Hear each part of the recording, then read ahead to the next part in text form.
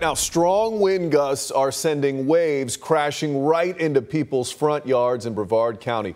They can't seem to catch a break. From Hurricane Irma to this weekend's staggering rainfall, now today's mix of 40-mile-per-hour winds have the swollen Indian River looking more like an ocean. News 6's Jennifer Ortega joins us live with some of the mess it's causing in Cocoa tonight. Jen?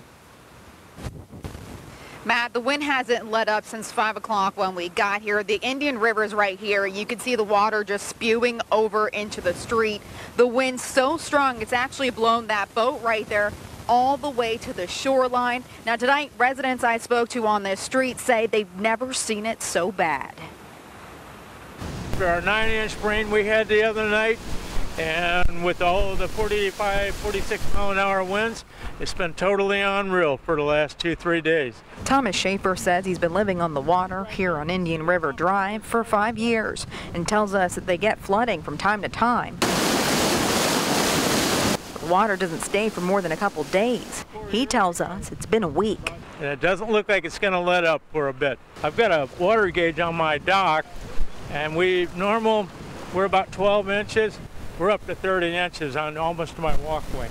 The wind's so strong, we found this boat pushed right up to the seawall on its side. It's been raining for the last 3 or 4 days, so the river, it looks like it overflowed, and it just keeps coming over.